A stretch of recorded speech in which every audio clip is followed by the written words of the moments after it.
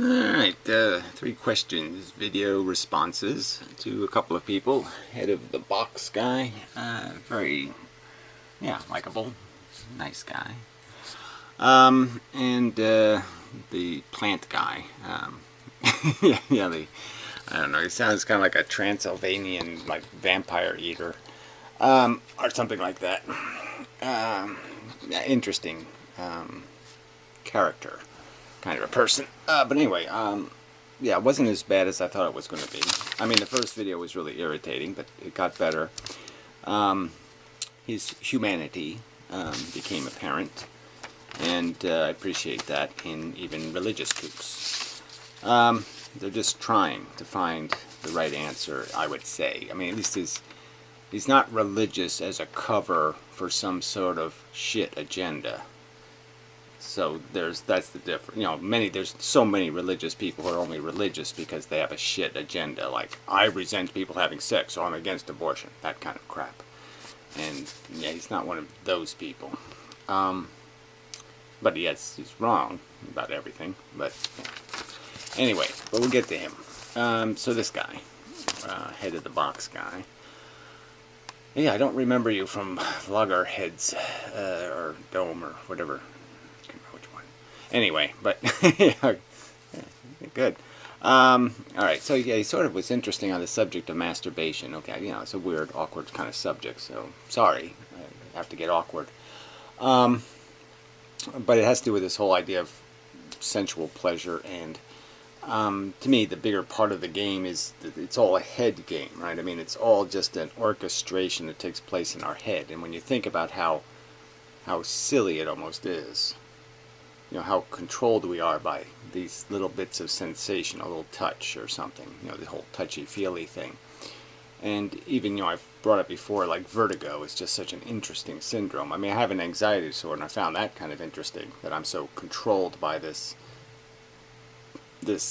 ability to feel shitty for no good reason, because I have some thoughts in my head, and they make me feel like shit. And vertigo is the same way. You just have an image. You just show me a picture of a long drop, and I get nauseous. And it's like, how does that happen? How does this picture do that inside my brain? And so anyway, that whole conversation of how we're controlled by these mechanisms of our sensibilities is, I think, a rich area of exploration in terms of getting to the root of what we're hungry for, and why we're so hungry, and why we're addicted, and all that kind of crap. So anyway, it is interesting. So anyway, he was very down on masturbation, in that it you know, it doesn't have that. It's like the surprise touch kind of thing. It doesn't have that. You know, when you know it's coming, it doesn't feel as interesting. You know, it's like hard to tickle yourself, but somebody else can tickle you, kind of thing. And I get that, but I also, you know, I can also see how having control over the sensations, like in a kind of an anaconda kind of way, where you master, you know, the mechanism to some extent, is also gratifying. So I would argue that, yeah, I mean, the problem with being with somebody is that they do a lot of bad touch, you know, because they don't know how hard to squeeze, or how, you know, and so then there's a certain awkwardness. Sometimes. I mean, I'm not saying it's not sensual to touch, light touch, you know, but it's like getting that right is always kind of a trick. And then there's the obligation of you getting it right with somebody else, which is a big, who needs that pressure? You know, it's just a kind of a pain in the ass to figure out, oh, how does this, okay, yes, give me the instruction book. And if you give the person the instruction book, then that ruins the fun, because then you know it's coming. So it's almost this whole thing where I have to surprise you in the right way, and it's like being pranksters or something. And I don't like being a prankster. And it's almost like good sex requires you to be some kind of prankster. It's just not my style. But good for me is, yeah, just take control and fuck. So that part I can do. You know, I know how to do that for my benefit. And that part's fun, yes.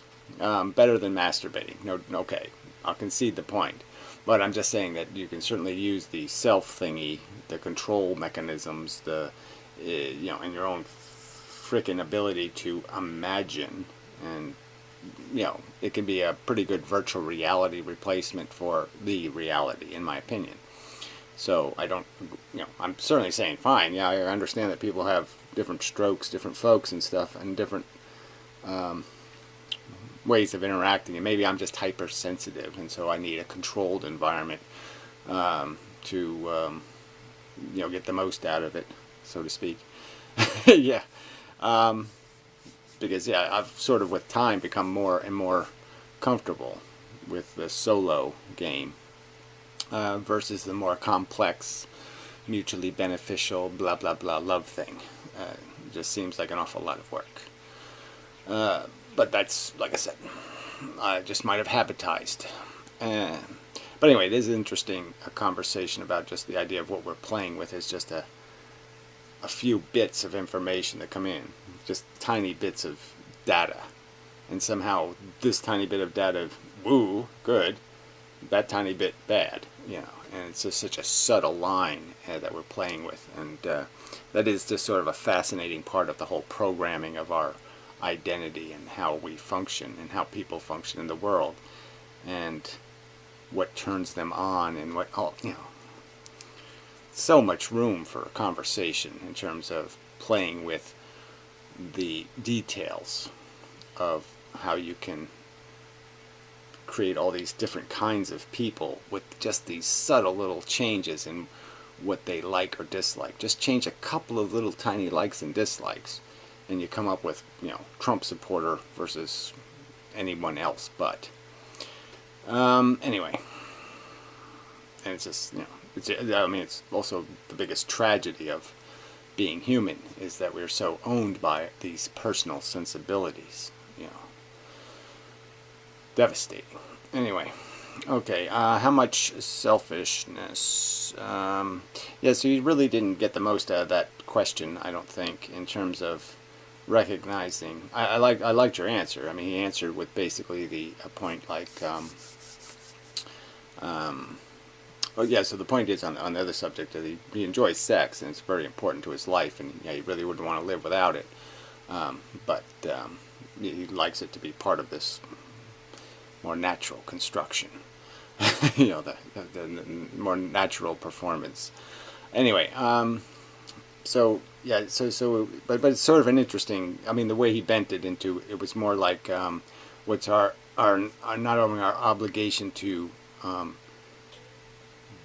try not to be imposing, but also the obligation to correct something else that might be wrong, like jump on the grenade to solve somebody else's problem. So not even like creating a problem for somebody else, that's one subject. Solving a problem for somebody else is another subject. And I don't mind the two getting blended, but I'll just make that distinction. I was sort of just talking about the one side of the subject, which is, how and how do we evaluate how good or bad the circumstance is now, because we certainly do live in a world now where we're obligated in just performing as a regular citizen to essentially endorse a kind of raping and molesting of the world's deprivated and powerless people, and they're being brutalized to service our needs. And that's sort of the bigger picture I was heading for, and just how much of that can we justify. Not only all the bugs we kill, not only all the inadvertent, just driving to the grocery store is sort of, you're taking the risk that you might kill somebody and blah, blah, blah, blah, blah. And is this any way to live, with this built into the structure? I mean, how much of that do I build into the structure before you finally say, okay, there's just too much disease here and not enough cure, not enough healthy. We spend too much of our life diseased. Well, that's a whole other subject. Piro brought up the other, talking about how things have gotten better, and in so many ways they're not better because we're spending so much more time disabled and diseased and dying. We die more than once now. People survive their death to have another one later. That's not exactly good news. I mean, in the past, at least you only had to die once. Anyway, okay, so that's probably enough. And if something didn't kill you in 2 weeks, it wasn't going to kill you, kind of thing. Now stuff can kill you for years. Anyway, so anyway, but that's an interesting answer. Thank you. And then the last one was an inherent subject. It sort of didn't get that one exactly right either. It was talking more about the specific issue of the people who do absolutely nothing. They're just born to it, like an emperor or something. They're just entitled from birth, birthright, ownership. But yes, that's even more insidious is the birthright thing. To add insult to the injury, if you want to say it that way, is the idea that the people, once they collect or have, they get an automatic paycheck. You can't it's almost they're not allowed to fail. Too big to fail. In the sense that the only way to fail is to be insanely stupid. You can't lose the money if you just barely play any kind of game at all. As long as you don't play with matches, the house doesn't burn down, the castle. And having such a system where all the rest of us have to live in a landmine full of gasoline, and what sense does this make? And it makes no sense. It can't be defended, and of course this guy's not defending it, and he's against it. But like I said, that's more the point I was getting to. Is just how do we justify this bullshit of having an unearned economy in the biggest percentage of the economy? Like to take 98% of the economy and just say we're going to make that part unearned, and we're going to force the rest of you to earn this other 2%. How can anybody defend it? It's insanely stupid. I mean, shouldn't we hate on people who defend that? I mean, shouldn't we consider them worse than monarchs almost? I mean, monarchs had more of an excuse. They thought they were born to it because God said so, or some other kind of crap. They had a whole big narrative to go with their story, not just some stupid thing like we've duped the stupid into thinking this is a good idea, that somehow it's harmless, that money grows on actual rich people trees, and that us poor people would be starved if it wasn't for the rich people to make all the good stuff for us. Because they don't really understand that, no, there's only one pie, and if they're eating it all, you're not going to eat any, idiot. Alright. You're going to have to work a lot harder for your piece, because there's going to be a lot of people after the one little crumb left on the plate. Fools. If they have 10 houses, you're going to have 10 less houses. All you poor people together, we have to take your houses away to give them to them. Anything they have had to come out of your stuff, the stuff you're competing for. So as long as you're too stupid to figure that out, then you're too stupid to realize why you're in poverty. Why you're working way too hard for way too little. Alright. So then his questions, okay. He asked me if I knew of this Scott Clifton guy, and of course I'm going to call him this Scott Clifton guy because I have no clue who that is. So it's apparently some atheist that must be some kind of contrast to me in some way, I guess. But I suppose I could type the name and see who it is, but I don't know. I'll see if there's something there, I'll respond to it.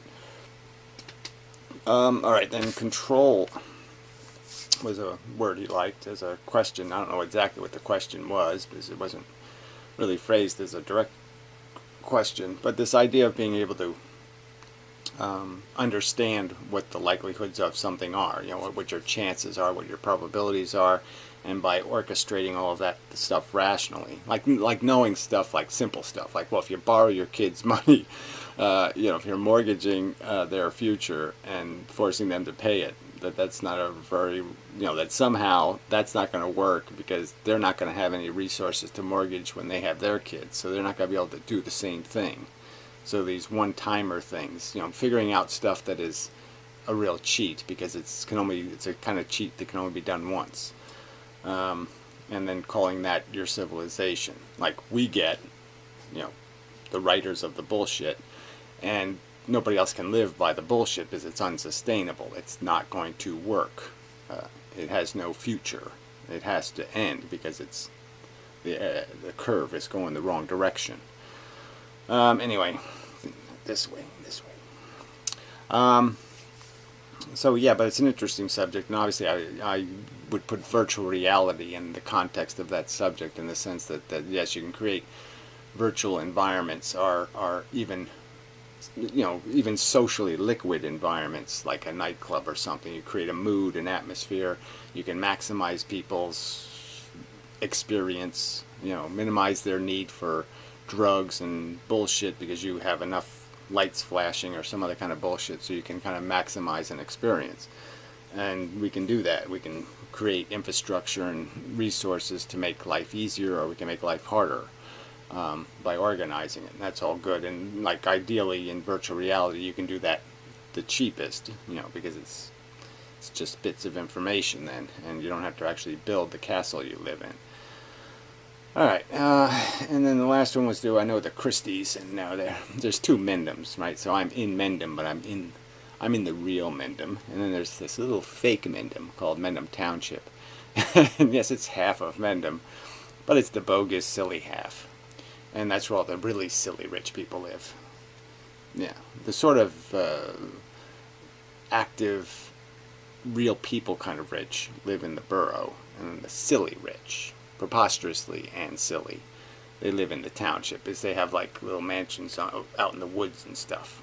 They're not city rich. They're estate rich. So yeah, all the estate rich are in the township. So it's not the same. It's still within walking distance, most of it, but I'm just saying I don't visit the township very often.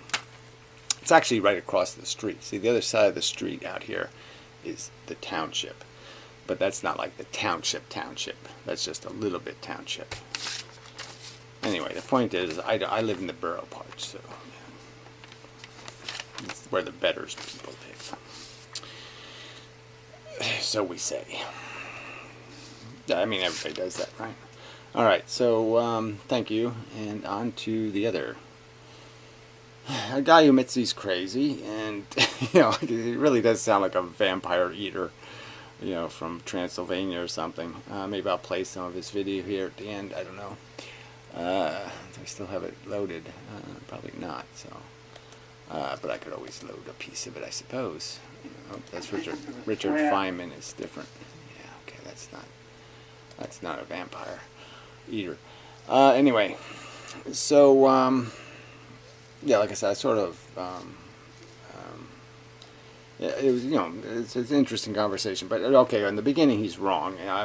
Look, I ask a simple question. I mean, should we allow people to make a free choice, have a right to say no mas or say no thank you to the gift of life? And he just evades it and keeps saying you have the right, which would be the same thing as me saying to a woman looking for an abortion, and I've prohibited her from going to a proper medical facility and having it done by somebody who knows how to do it and all that kind of stuff. And instead I just said, well, aren't there coat hangers? You have the right. There's coat hangers. There's a whole bunch in my closet. Just, you can have one of those if you want. You have a right to an abortion. That's just a bullshit answer. And he didn't really address that, and he doesn't really want to deal in any kind of social policy way. He's this apolitical stuff, and that's, to me, really, I really hate that. This idea that, well, I have it written down later in my notes, but I'll say it here, just because I'll probably run out of time before I get down here anyway.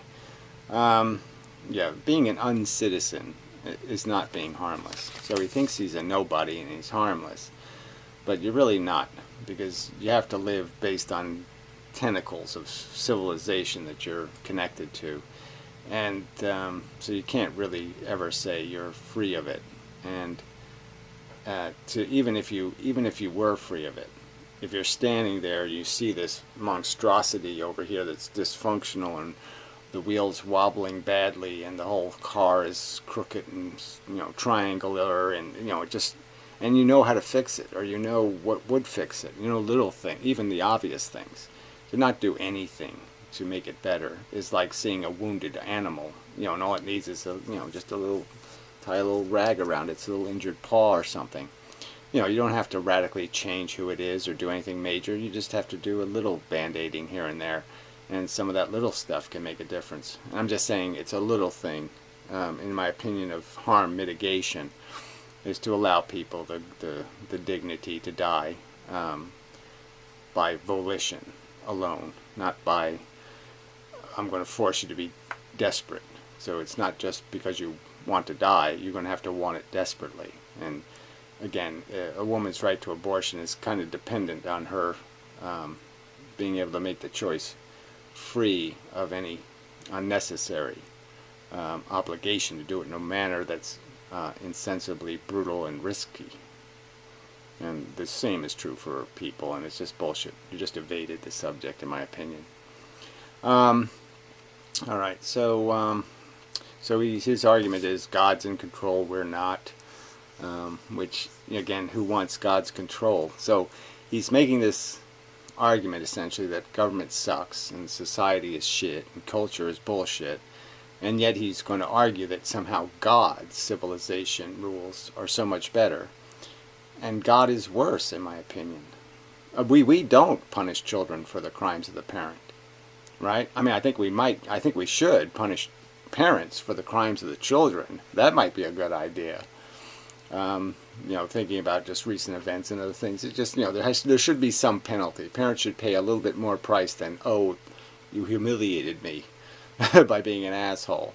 Yeah, maybe they should pay a financial price if they have money. They should pay a financial price, and if they don't have money, maybe they should do social work for the rest of their life. They have to go, every weekend and work off the social damage their spawny little monsters did. And maybe people would take being a parent a little more seriously when they saw you had to pay for the fact that you birthed a monster. You created shit. Because it really shouldn't be that hard not to create a complete shithead. Really should. I mean, somebody who can actually kick somebody in the face. You should be able to create somebody who doesn't kick other people in the face. And if you can't manage that, you probably should be, serving turkey to the homeless and whatnot. Well, not turkey. Snurky. Or Berkey. Or Bedurkey. Yeah. Anyway, so again, your argument that God is this wonderful system idea, he's using the same fucking things. You're saying, don't put prison is bullshit, or this is bullshit. How can you say that when God's doing it? He's sitting there threatening us with hell. He proved it by the imposition of the penalties for Adam and Eve's minor crimes. And look at the major torment that the human race is in for these minor crimes. I mean, shouldn't we just start off with a clean slate? Shouldn't I be presumed innocent until proven guilty? Because frankly, when I was a little kid, I was pretty not much of, I had the very little maniacal behavior. I was just looking for a fair game to play. Something that didn't bite or sting or in some way imposition on me. I mean, I was happy I didn't have leprosy, but I just mean it's just, I did have some benefits of not being horribly burdened like some people are born with. But I mean, you get it? I mean, I don't know how you defend. You're sitting there worried about Stalin and worried about Hitler. Worry about your God. Because frankly, I can't see how he has better ethics. He annihilates people, he does genocides, he does all of this horrible shit. And again, this whole idea of punishing the rest of all of us for this presumptive crime, this complete heresy of Eve, of not respecting God's judgment and saying, I told you not to touch something and I made you curious, and now I'm going to beat the shit out of you for eternity for it. I mean, what the fuck is that? So maybe you think that's a good president, but I think God sucks as president. I mean, it's worse than Donald Trump. All right. So God's in control, blah, blah, blah. Again, there's just a whole denial of the fact that there are practical mechanisms. So even said it so far as to almost imply that you couldn't have prevented World War II. And of course you could. There can be better and worse outcomes. And there was no obligation to have World War I or to have World War II. There was no obligation to have the war in Iraq. All these things were events that you could turn around exactly the opposite way. I mean, I've said so many times, the moment on George Bush, when he showed up on that pile of corpses on 9/11, he could have turned that into an international moment of, hey, you know what I'm saying? You just don't fight this way, okay, you girly boys. This terrorism shit, I mean, it's for losers, okay? You just made a bunch of victims. Okay, fine. You hurt some people who never did anything to hurt you. Okay, nothing malicious by overt thought. And you decide to make them victims so you could hurt somebody else. Because why? Because you can't make an argument? Because you can't persuade people? Because your God doesn't have the power to control their thoughts? Do you really think your God wants you to do what you did? Well, anyway, I'm just saying he could turn it into. He could have turned it into us being victims, and instead he turned us into bullies. And that was just, so I'm just saying the world could turn on those kind of events. Those events are incredibly important. And I think it's just bullshit to say nothing changes, nothing gets better. That's all crap. People have improved, generally speaking, and the knowledge does make us better, and culture can make us more sophisticated and have higher conversations. I mean, what, you don't think Sam Harris, even if you don't like Sam Harris, you don't think he's elevated human conversation? I mean, this is just such bullshit. Okay, anyway. So he says he wishes for a better world, but I'm just saying, look, it's not about wishing. At minimum, we know we're here, okay? Like I said, your God theory is just, you know, it's not very heavily evidence-based. I would argue that, you know, being reasonable, you got to say, well, we know this exists. We know the lifeboat game's going to be played. I mean, whether it's part of some bigger game, okay, maybe, maybe not. And I'm not saying there's anything we would do here on the lifeboat would jeopardize going to heaven. I mean, us being political and us trying to find civilization rules and creating deterrence and creating incentives for people to be sophisticated and giving and generous and all that stuff, rewarding that kind of thing in this world, will not deny you, you know, the gift of your better world. It really won't. Forcing people, okay, with incentives and disincentives is not going to deny you access to heaven. I mean, most of them. I mean, unless you want to get insane and say torturing people or something. That's not what I'm defending. But the idea that we can create deterrence that works here. And again, it's just the same theory that your own God is working under. He's working on the same theory of reward and punishment. What else is he talking about? The whole fucking religions. All these religions are based entirely on the idea of promise of reward and punishment. What else is there? It's not. He's not just. God isn't saying, well, look, it's not going to change how you get treated in heaven. Okay, there's no difference. Everybody's going to get treated the same. I just want you to do the right thing. He's not making that argument to people. He's not making a philosophical argument and say, look, just do the right thing. All right? Yeah, I'm not going to give you anything extra. I'm not going to give you anything worse. I'm just telling you, do the right thing because the right thing is the right thing to do. Be a grown-up. See? And so your God is even afraid that that ain't going to work. He's afraid to make this argument for civilization. He can't even argue for civilization. So I'm just saying that's just kind of a cop-out. Your God is a bad example. There's human beings here on earth that do care and do want to make a better world and do have a real sincere effort to do that, and to do it honestly, and to do it with the hard work of actually thinking about it and actually implementing sophisticated and complex solutions to problems that actually fix things. There's people here willing to do that. So this bullshit answer that no, we can never do anything, we can never progress, we can never advance the circumstance, we can't make life on the lifeboat any better. Cop out. Just bullshit. Alright, fairness can be imposed, and that's the whole, like I said, God has he has a 10 million rules of how to play God soccer.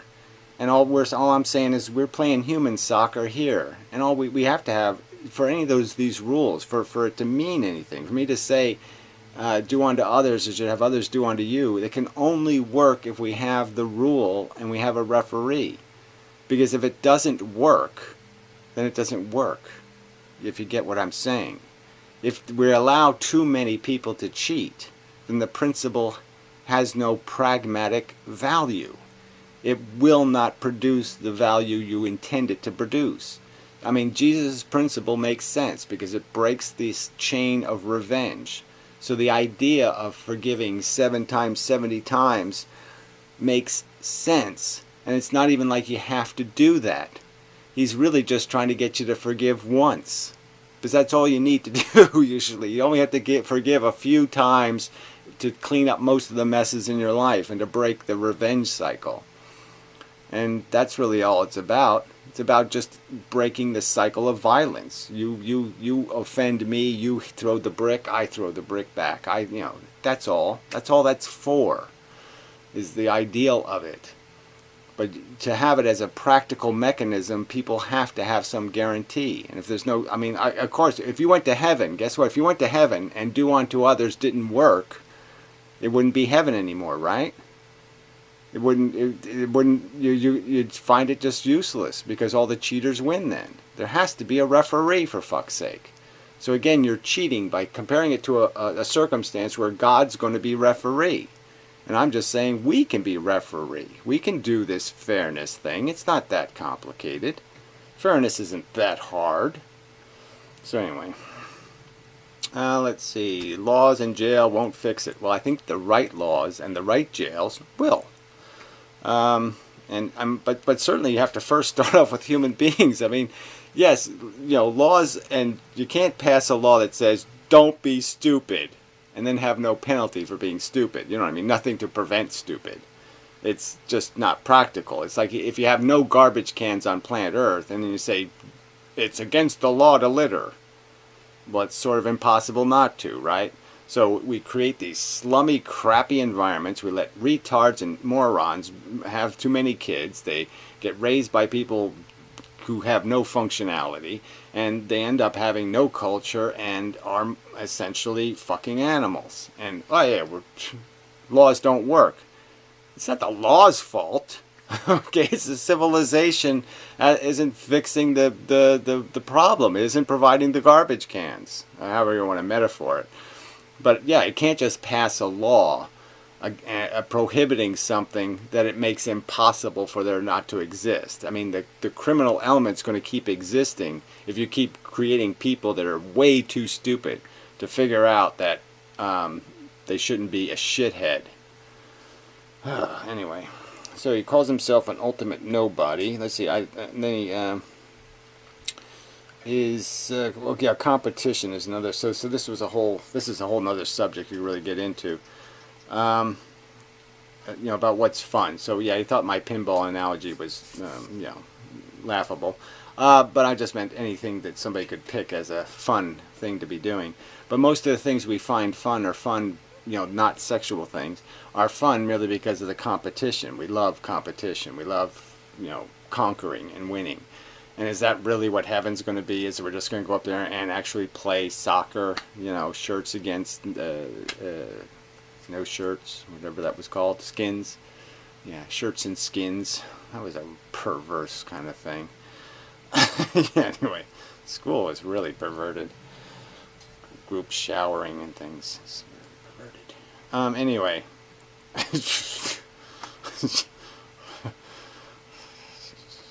Fucked up. Anyway, you're showering with the wrong group. Yeah. It could make sense, the other way around. All right. But it's, good material for fantasies anyway. I don't impose law. So again, it's the only way. If you want fairness, the referees have to force it. They have to force the game. They have to throw the flags. They have to create the mechanism. If you don't create the rules against it, they'll get broken. If you don't have umpires saying you can't put cork in the bat, people are going to put cork in their bat. You don't have a rule saying you can't take steroids, they're going to take steroids. So this whole denial that, I live in the real world. Again, you want to just argue that God exists and everybody should just, take a nap and just wait for God. Fine. But don't pretend that these are practical solutions to the real world problems, because this isn't a practical solution. Okay, running away is not a good battlefield strategy. So if if this isn't a war that you think's worth fighting, then fine, just say it's not a war worth fighting. You don't think we can make life on the lifeboat better? I think we can. And even if the whole damn thing's going to sink in the end, so what? We can play the violins and die with some dignity, or we can die disgracefully. And that's a good enough difference for me. That's enough of a difference for me. Fuck it. Alright, so do unto the others, yeah, it just means nothing without referees. I mean, if you don't have somebody to impose the simple rules, then the simple rules really won't work in the end. As much as I love them as principles, there's no point in having reverence for the principle when you know that the principle really needs everybody to play along. And if everybody doesn't play along with the principle, then the principle has no value. So you have to get the people who don't want to play the right game, who don't want to play by the rules, you have to get them out of the game somehow. You have to get them into the penalty box. Let's see. There is always World War II. Now we could prevent that, or that God uses deterrence. Yeah, threats of violence. I mean, the whole Bible is just one big threat of violence against you. It's this insult that you're a criminal, even if you commit no crime, and then this threat that unless you sit there and say, okay, I'll wear the badge, God, I have the God badge, I'll wear it, bless me with the water to prove that I'm a member of the God Club. I mean, then I'm doomed to forever torment because I didn't, cower to the God. And you're saying that's better than government. Government is somehow worse than that God. A God who behaves worse than... You could put Pol Pot and Mussolini and Hitler and every disgraceful piece of shit that ever existed, and you could put them all together, and they couldn't come up with a more harsh dictatorship than Christianity. No way. So what are you arguing for? You're sitting there arguing to me that, here, I have the answer. The worst dictator ever imagined or possibly fableized in the history of fables. God is worse than the wicked witch of the West. It's worse than the witch who shoveled Hansel and Gretel into the frickin' oven. Right? Or is it the other way around? I guess it was Hansel and Gretel, the evil little bastards. Anyway, it's worse than the big bad wolf. Alright, why would he end his punishment? He suffer more for the sins of... We suffer for... Well, anyway. Obviously, we're being punished for Adam and Eve. Like I said, we're being ridiculed, and he doesn't ever apply his same rules, right? Where's forgive 7 times 70 times? Again, women weren't forgiven. Eve was never forgiven, and because her punishment was never removed. Do you deny that? Or do you just say, well, that's just the pretend part of the Bible? God didn't really impose those things. Those are natural functions. Yes, I would agree they are natural functions. Evolution produced them. But I'm just saying, once you start editing your Bible, then you're in trouble, because then you have to explain why God didn't do that to his own book. That he can't really be a living God if he can't fix his own book. He can't even make the editors write the right words in his own fucking book. His own biography. He can't even control the text in his own biography. So then your religion gets lamer and lamer, doesn't it? I mean, it starts to turn into like the penguin religion. Little cold bird sitting on an egg. Anyway, yeah, so being an uncitizen is not harmless. That was a big one here. Big. That you just can't run away. There's the battle, it's going to be won or lost, and there's just no not participating. It's just, you can't play that game and say, I didn't do any harm. You did do harm.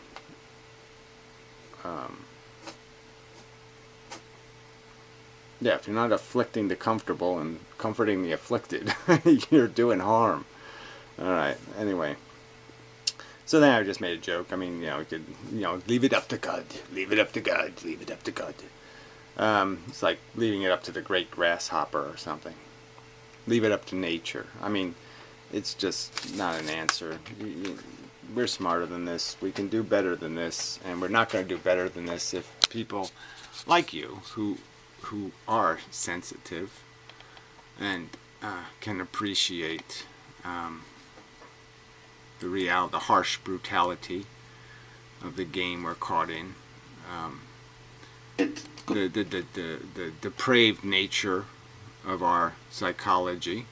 These are things you appreciate, and your participation in the suppression of those things owning us is important, and you're going to diminish the importance of it with this abdication, to the God fantasy. But again, see, I wrote down need and cope because I understand that, I who am I to tell you that this is the only thing that makes life livable for you, and so I can understand that. But I guess I just can't understand the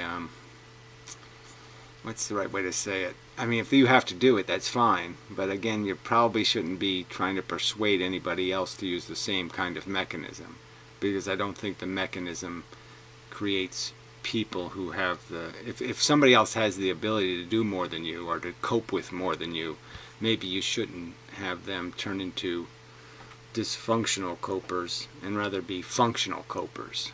So I guess that would be my only argument, is God negates your functionality, and we need people who are functionally coping. I wish you weren't an idiot. I wish you would open up your perception a little more. Or crazy. Slash. I am crazy, truly. Idiot slash crazy. Okay. Yes, he does have a sense of humor. We'll play we'll jump ahead a little bit. I'm going at it in a different perspective as you are. If I'm not thinking or lying because of that, then yeah, I don't know. I didn't walk in your shoes, you didn't walk in mine. We have each other's, or we... Yeah, but that's the thing. Again, like I said, I think we have walked a lot of the same trails in life, and we've seen the sunsets, and we've seen the trees, and we've had the happy, we heard the little bird song, or we've had these common things. It's just for the lack of a few little things, a few little irritations, a few things like, that sound drives you nuts, and I go, oh, isn't that lovely? Something like that. These little tiny little things are creating huge differences in perception just because of a little bit of mechanical inconsistent function, a little bit of dread in a different place, and our psychology builds around that little bit of that kernel, like an oyster. It builds a pearl of bullshit or a pearl of knowledge. But anyway, appreciate it. Yeah, so like I said, not as horrific as I thought the whole thing was going to be, and I appreciate the input, and so let's continue the conversation, and I'll ask some new questions and such. Alkali doke. Till next time.